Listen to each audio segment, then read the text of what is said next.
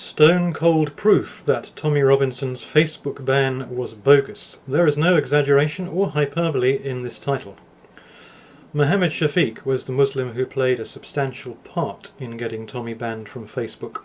I can reveal I recently had a meeting with Facebook to discuss Tommy Robinson pages and their impact in brainwashing his supporters to become terrorists and use violence against Muslims. A very good result, and I am proud of my role. We don't know why, though. We don't know what he's alleged to have done, and Facebook, funnily enough, hasn't told us. However, this Muslim, Mohammed Shafiq, had the opportunity to lay it all bare and on the line for us on LBC in conversation with Nick Ferrari and Carl Benjamin, Sargon of Akkad. Ferrari and Shafiq had an incredibly cordial opening exchange, with Ferrari bowing and scraping and genuflecting to him, until the moment when Ferrari specifically asked him about the evidence. Mr. Shafiq, can you actually provide any hard and concrete evidence? Well, I mean, all the evidence is there for people to... Well, Nick Ferrari, you need to send your researchers onto it. You send your researchers respectfully, onto sir, it. you sat down with You send your researchers onto it. I mean, I know you've got a habit of, trying to cover this up. Not looking good, is it? You'd think he'd have at least one killer blow to land. I'll speak more about that a bit later. And there's nothing. He just sits there and accuses Ferrari of somehow covering something up. But the reality is... Why would I be trying to cover it up? Mr. Shafiq, well, it's your dismissive... Mr. Shafiq, why would I be trying some of the... This is about Shafiq, could you just... hateful speech wherever it comes Mr. from. Shafiq. And that's what these social media companies do. Yes, and Mr. the name Shafiq. is Mohammed. This is the man who Facebook chose, basically as their prosecuting counsel in their quest to get Tommy banned. And he's come up with nothing. However, he did subsequently come up with one thing. Well, for example, there was a statement that he made about where he got a video together walking through Muslim areas, and he called every single Muslim our enemy combatant who wants to cause ill and harm and kill other human beings in this country. He called every single Muslim an enemy combatant. That is the claim. And Nick Ferrari then picked up on this every single bit in his rebuttal with Carl Benjamin. So he can tell that every... So why doesn't... so every doctor who practiced in the same area as Harold Shipman is a mass murderer, are they? What a clumsy narrative. If Tommy had said every single Muslim, it would have been a pretty clumsy misstatement of truth, a bit like when he said Islam promotes killing people, which is what got him banned from Twitter. He should have said something more like the Quran legitimizes killing non-Muslims. So every single Muslim, that would have been a clumsy misstatement. Hardly a banning offence in itself, but certainly clumsy. So did he say it? This is the video in question from after the Manchester Arena attack. I'll play the first 20 minutes when he's introducing the matter. So I've come to Manchester after the terrorist attack last night, and I've started to scratch beneath the surface to find out what problems there are in this city. And I've ended up here, outside this mosque. There's a history of extremism with this mosque.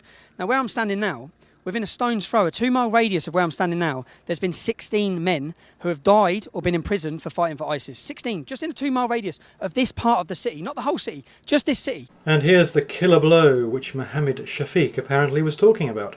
When you see these communities and you see these houses, you think this is a British community, or you might have British Muslims. They are enemy combatants in these houses. In these houses are enemy combatants who want to kill you, maim you and destroy you. They want to destroy our way of life. In this house are enemy combatants who want to kill you, maim you, etc. And let's see again how the Muslim quoted him. Well, for example, there was a statement that he made about where he got a video together walking through Muslim areas, and he called every single Muslim our enemy combatant. And let's see what Tommy actually said one more time. When you see these communities and you see these houses, you think this is a British community, or you might have British Muslims. They are enemy combatants in these houses. Our Muslim friend, Facebook's go-to crusader in their endeavour to get Tommy banned, was asked for just one piece of evidence, the killer blow in why Tommy should have been banned from Facebook. And what did he do? He demonstrably and provenly lied. Well, for example, there was a statement that he made about where he got a video together walking through Muslim areas, and he called every single Muslim our enemy combatant. Could he make the argument that he misremembered the clip? Obviously he doesn't like Nick Ferrari very much for all the cordiality and the genuflecting and the bowing and the scraping that Nick Ferrari started out with. It's evident from that exchange that I played at the beginning that he doesn't like him. Maybe he was nervous, maybe he was a bit hot under the collar, and he just misremembered that particular incident. Is that reasonable? No, not in the slightest. If you ask me why Tommy Robinson wasn't guilty of contempt of court, I would say because the judge said so.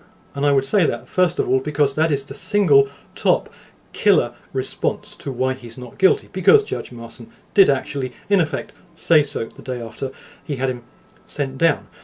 In that kind of a situation, first you go to the top of the list. What is your killer blow? You get that out of the way. If you have to do another one, you go to the second one on the list, which is now top of the list, then 3, then 4. You start with the good stuff and you go down from there. What you don't do is faff around for 10 minutes, then say, when you've all had enough, when you're off on your tea break, I'm going to deliver the killer blow. That's not the way it works. This Muslim was asked, who is the go-to man in this quest to take him down from Facebook, who would be the one man who would know, was asked, with the lowest possible bar, give me one piece of evidence that justifies Tommy Robinson's banning. And he came out with a lie. And if he'd had anything, that was the one opportunity he had, an opportunity he had to lay it out. Just one piece of evidence. And he lied. Which proves that there was no justification for them banning Tommy. It proves it. Case closed. Case over, my lad, and I'll waive my fee, but there's a PayPal link in the description. This absolutely proves that there was no justification. We've heard nothing from Facebook, and the one man who would have the evidence of what he did, if he did have anything, had nothing but a lie. This proves that there was no substance to his being banned from Facebook. Whether he can do something about it, I don't know. Maybe he can sue them. I would imagine, since these are rules we're talking about, there must be some kind of underpinning legislation somewhere. He's probably thinking about it. But he demonstrably and provably did nothing to be banned from Facebook. And this proves it. Case closed.